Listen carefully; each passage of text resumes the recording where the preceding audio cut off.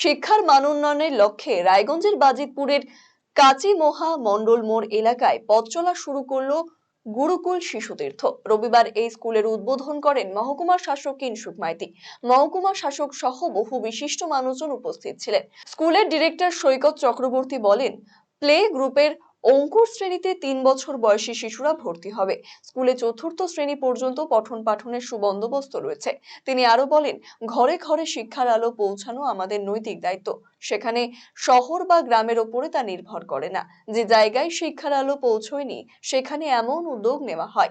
ছোট ছোট শিশুরা তাদের আচার ব্যবহার, শৃঙ্খলা, মনুষ্যত্ববোধ যা স্কুল তৈরি করে দেয়, সেগুলো গ্রামাঞ্চলের ছেলে মেয়েদের মধ্যে অভাব থাকে।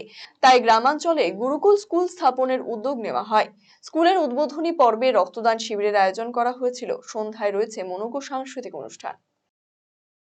আমাদের প্রধানত বিদ্যালয়ের আজকে শুভ উদ্বোধন কর্মসূচি ছিল, যেটা দ্বার উদ্ঘাটন কর্মসূচি।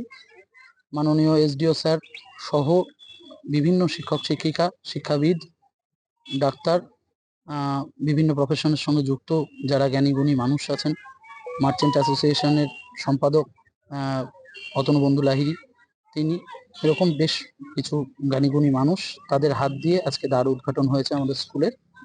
এবং সেটা ছাড়া আজকে রক্তদান শিবির শুরু হয়েছে বেলা 11:30 থেকে আমাদের স্কুল প্রাঙ্গণে। এটা ছাড়া আমাদের স্কুলের সন্ধ্যাবেলা একটা সান্ধ্য অনুষ্ঠান আছে ছোট ছোট শিশুদের নিয়ে। সেটা আমরা, যেহেতু শীতের রাত, সন্ধ্যা 8:30টার মধ্যে সেটা শেষ করে দেব। এই স্কুলটা প্রধানত প্লে গ্রুপ, যেটা 3 বছর বয়সের বাচ্চারা, তারা অঙ্কুর শ্রেণীতে তারা ভর্তি হবে এবং ক্লাস 4 পর্যন্ত চলবে এই স্কুল। এটা হলো বাজিতপুর কাচিমোহা মন্ডল মোড়। এই জায়গাটাকে মন্ডল মোড় বলা হয়। কাচিমোহার মন্ডল মোড় এই স্থানেই তৈরি করা হয়েছে।